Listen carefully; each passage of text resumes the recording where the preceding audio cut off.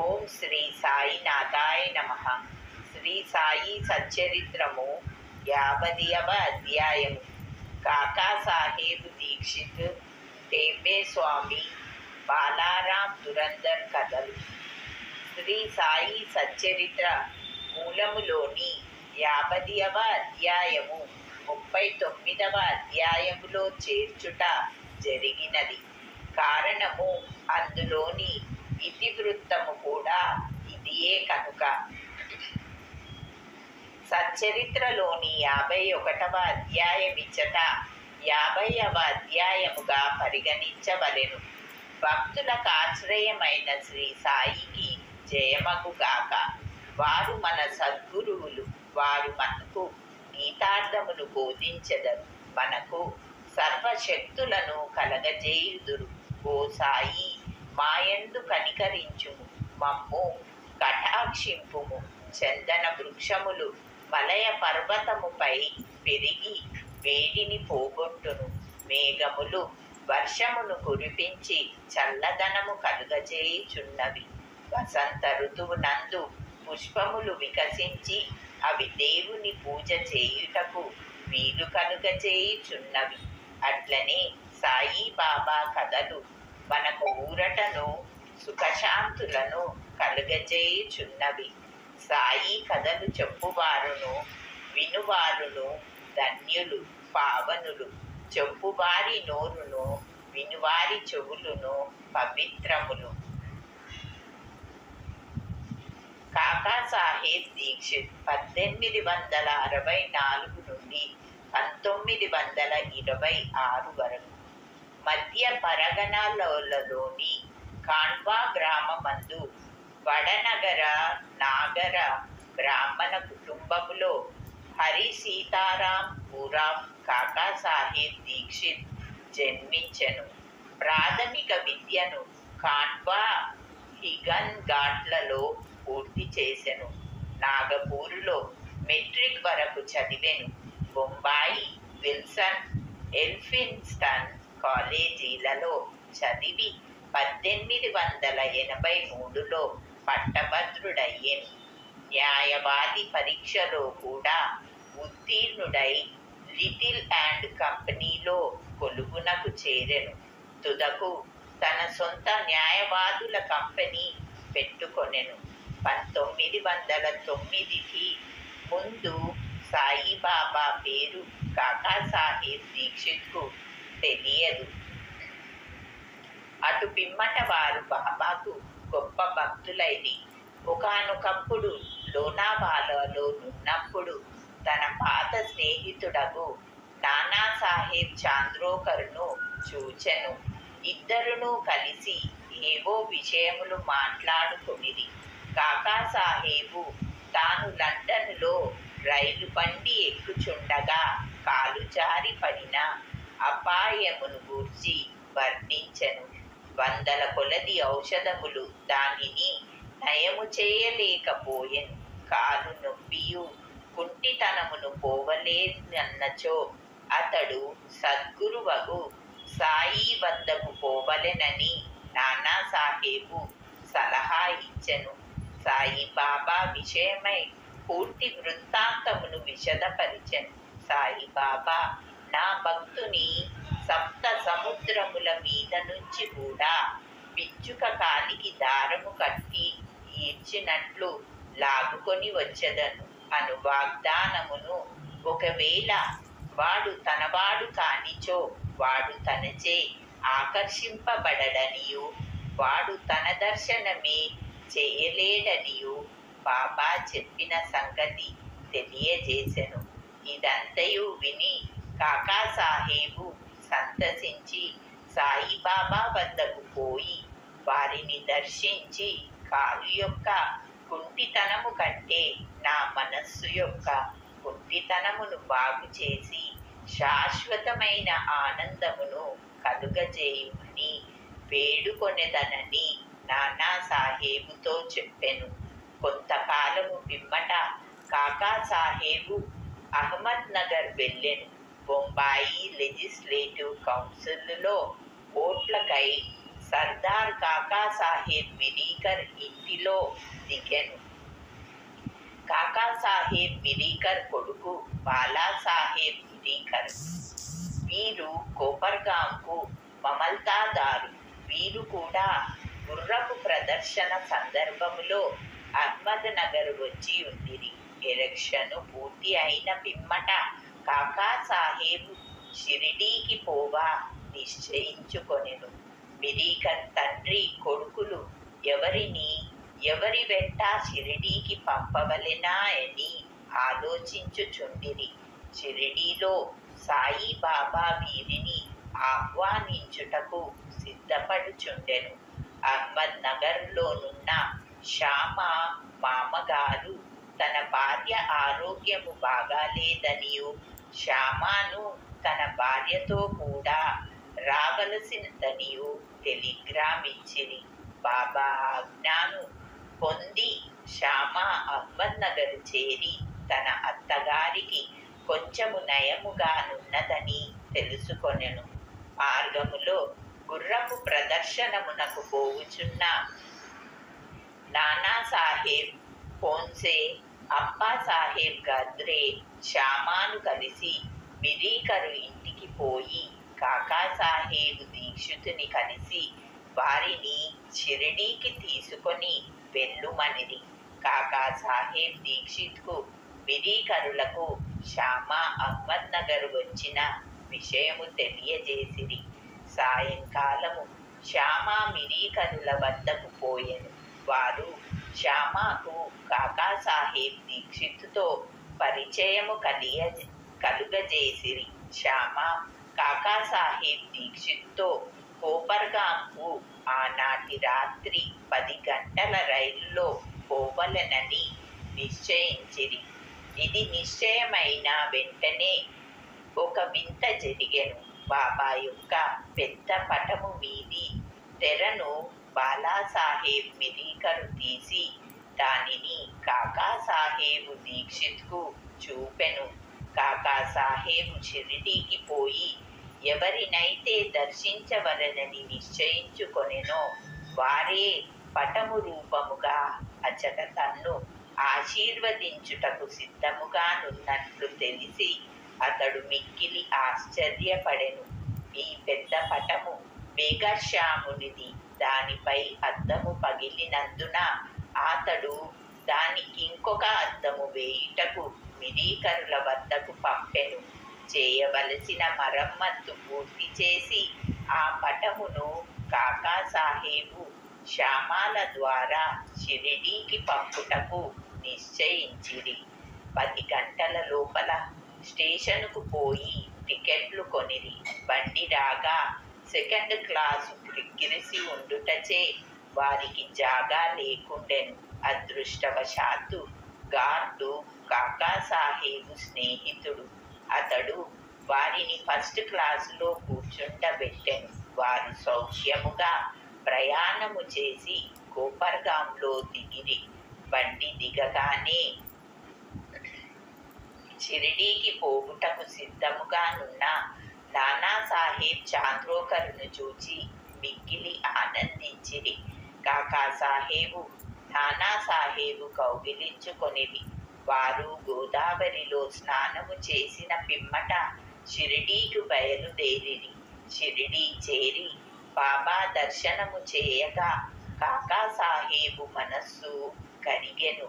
కండ్లు ఆనంద బాష్పములచే నిండెను. అతడానందముచే పొంగి పొరలుచుండెను. బాబా కూడా వారి కొరకు తాము కనిపెట్టుకొని ఉన్నట్లును వారిని తోడుకొని వచ్చుటకై శ్యామాను పంపినట్లును తెలియజేసెను.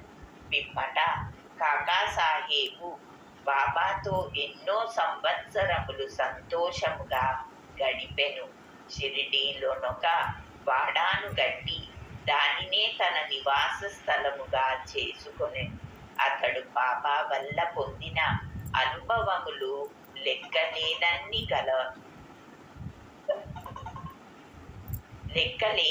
గలవు.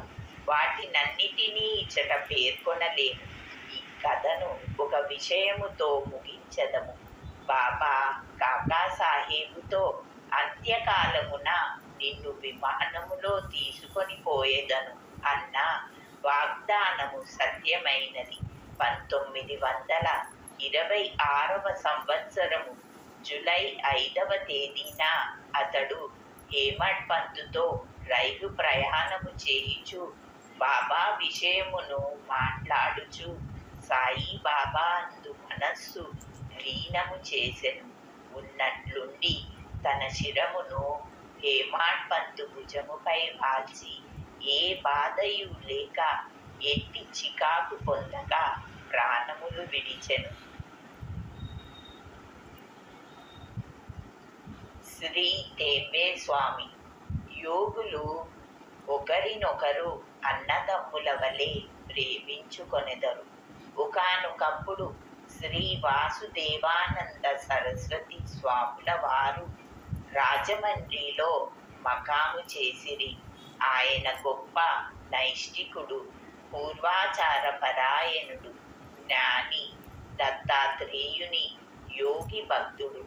నాందేడు ప్లీడరకు పుండలికారావు వారిని చూచుటకై కొంతమంది స్నేహితులతో రాజమండ్రికి పోయెను. వారు స్వాముల వారితో మాట్లాడుచున్నప్పుడు సాయి బాబా పేరు, షిరిడీ పేరు వచ్చెను. బాబా పేరు విని స్వామి చేతులు జోడించి ఒక టెంకాయను తీసి పుండలికారావుకిచ్చి ఇట్లనిరి, దీనిని నా సోదరుడగు సాయికి నా ప్రణామములతో అర్పింపుము. నన్ను మరువవద్దని వేడుము. నా యందు ప్రేమ చూపుమనుము. ఆయన స్వాములు సాధారణముగా ఇతరులకు నమస్కరించరనియు, కానీ బాబా విషయమున ఇది ఒక అపవాదమనియు చెప్పెను. పుండలికారావు ఆ టెంకాయను సమాచారమును షిరిడీకి తీసుకొని పోవుటకు సమ్మతించెను. బాబాను స్వామి సోదరుడనుట సమంజసముగా నుండెను. ఏలన బాబా వలె వారును రాత్రింబవళ్ళు అగ్నిహోత్రమును వెలిగించియే ఉంచిరి. ఒక నెల పిమ్మట పుండలికారావు తదితరులను షిరిడీకి టెంకాయను తీసుకొని వెళ్ళిరి. వారు మన్మాడు చేరిరి. దాహము వేయుటచే ఒక సెలయేరు కడకు పోయిరి. పడి గడుపున నీళ్లు త్రాగకూడదని కారపు అటుకులు ఉపహారము చేసిరి. అవి మిక్కిలి కారముగా నుండుటచే టెంకాయను పగులగొట్టి దాని కోరును అందులో కలిపి అటుకులను రుచికరముగా చేసిరి. దురదృష్టము కొలది ఆ కొట్టిన టెంకాయ స్వాముల వారు పుండలికారావుకిచ్చినది. షిరిడీ చేరునప్పటికీ పుండలికారావుకి విషయము జ్ఞప్తికి వచ్చెను. అతడు మిగుల విచారించెను. భయముచే వణుకుచు సాయి బాబా వద్దకేగెను. టెంకాయ విషయం అప్పటికే సర్వజ్ఞుడగు బాబా గ్రహించెను. బాబా వెంటనే తన సోదరుడగు టెంబే స్వామి పంపించిన టెంకాయను తెమ్మనెను. పుండలికారావు బాబా పాదములు గట్టిగా పట్టుకొని తన తప్పును, అలక్ష్యమును వెళ్ళబుచ్చుచు పశ్చాత్తాపపడుచు బాబాను క్షమాపణ వేడెను. దానికి బదులు ఇంకొక టెంకాయను సమర్పించదనెను. కానీ బాబా అందులకు సమ్మతించలేదు. ఆ టెంకాయ విలువ సాధారణ టెంకాయకెన్నో రెట్లనియు, దాని విలువకు సరిపోవునది ఇంకొకటి లేదనియు చెప్పుచు నిరాకరించెను. ఇంకను బాబా ఇట్లనెను, ఆ విషయమై నీవేమాత్రము చింతింపనవసరము లేదు. అది నా సంకల్పము ప్రకారము నీకివ్వబడెను. తుదకు దారిలో పగులగొట్టబడెను. దానికి నీవే కర్తవని అనుకోనేలా. మంచి గాని చెడ్డ గాని చేయుటకు నీవు కర్తవని అనుకొనరాదు. గర్వహంకార రహితుడవై ఉండుము. అప్పుడే నీ పరచింతన అభివృద్ధి పొందును. ఎంత చక్కని వేదాంత విషయమును బాబా బోధించెనో చూడుడు.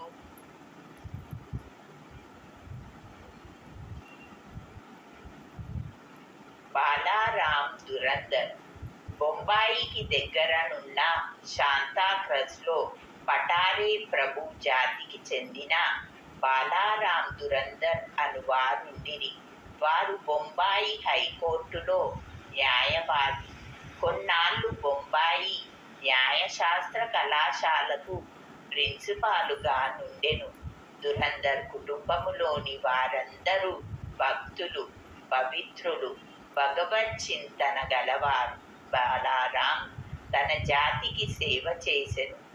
ఆ విషయమై ఒక గ్రంథము వ్రాసెను. అటు పిమ్మట తన దృష్టిని మతము, ఆధ్యాత్మిక విషయముల వైపు మరలించెను. గీతను, జ్ఞానేశ్వరిని, వేదాంత గ్రంథములను, బ్రహ్మ విద్య మొదలగు వానిని చదివెను. అతడు పండరీపుర విఠోబా భక్తుడు. అతనికి 1912లో సాయిబాబాతో పరిచయము కలిగెను. 6 నెలలకు పూర్వము తన సోదరులకు బాబూల్జీయును, వామనరావును షిరిడీకి పోయి బాబా దర్శనము చేసిరి. ఇంటికి వచ్చి వారి అనుభవములను బాలారామునకు, ఇతరులకు చెప్పిరి. అందరూ బాబాను చూడ నిశ్చయించిరి. వారు షిరిడీకి రాకమునుపే బాబా ఇట్లు చెప్పెను: ఈ రోజున నా దర్బారు జనులు వచ్చుచున్నారు. దురంధర సోదరులు తమ రాకను బాబాకు తెలియజేయనప్పటికీ బాబా పలికిన పలుకులు ఇతరుల వలన విని విస్మయమొందిరి. తక్కిన వారందరూ బాబాకు సాష్టాంగ నమస్కారము చేసి వారితో మాట్లాడుచూ కూర్చొని ఉండిరి. బాబా వారితో ఇట్లనెను: వీరే నా దర్బారు జనులు. ఇంతకు ముందు వీరి రాకయే మీకు చెప్పి ఉంటిని. బాబా దురంధర సోదరులతో ఇట్లనెను: గత 60 తరముల నుండి మనముండోరు గలము, పరిచయము గలవారము. సోదరులందరూ వినయ విధేయతలు గలవారు. వారు చేతులు జోడించుకొని నిలిచి బాబా పాదముల వైపు దృష్టిని నిగిడించిరి. సాత్విక భావములు అనగా కండ్ల నీరు కారుట, రోమాంచము, వెక్కుట, గొంతుక ఆర్చుకొని పోవుట మొదలగునవి వారి మనస్సులను కరిగించెను.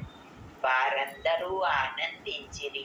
భోజనానంతరము కొంత విశ్రమించి తిరిగి మసీదుకు వచ్చిరి. బాలారాం బాబాకు దగ్గరగా కూర్చొని బాబా పాదములొత్తుచుండెను. బాబా చిలుము త్రాగుచు దానిని బాలారామునకిచ్చి పీల్చుమనెను. బాలారాం చిలుము పీల్చుట అలవాటు పడి ఉండలేదు. అయినప్పటికీ దానినందుకొని కష్టముతో పీల్చెను. దానిని తిరిగి నమస్కారములతో బాబా కందచేసెను. ఇదియే బాలారామునకు శుభ సమయము. అతడు 6 సంవత్సరముల నుండి ఉబ్బసము వ్యాధితో బాధపడుచుండెను. ఈ పొగ అతని వ్యాధిని పూర్తిగా నయము చేసెను. అది అతనిని తిరిగి బాధ పెట్టలేదు. 6 సంవత్సరముల పిమ్మట ఒకనాడు ఉబ్బసము మరల వచ్చెను. అదే రోజు అదే సమయమందు బాబా మహాసమాధి చెందెను. వారు షిరిడీకి వచ్చినది గురువారం. ఆ రాత్రి బాబా చావడి ఉత్సవము చూచి భాగ్యము దురంధర సోదరులకు కలిగెను. చావడిలో హారతి సమయమందు బాలారాము బాబా ముఖమందు పాండురంగను తేజస్సుని ఆనాడు ఆ మరుసటి ఉదయము కాకడా హారతి సమయమందు అదే కాంతిని పాండురంగ విఠలుని ప్రకాశమును బాబా ముఖమునందు గనెను. బాలారాం దురంధర్ మరాఠీ భాషలో తుకారాం జీవితమును వ్రాసెను. అది ప్రకటింపబడక మునుపే అతడు చనిపోయెను. 1928లో అతని సోదరులు దానిని ప్రచురించిరి. అందు బాలారాము జీవితము ప్రప్రథమున వ్రాయబడెను. అందువారు షిరిడీకి వచ్చిన విషయము చెప్పబడి ఉన్నది. ఓం శ్రీ సాయినాథాయ నమః. 50వ అధ్యాయము సంపూర్ణం. సద్గురు శ్రీ సాయినాథార్పణమస్తు. శుభం భవతు.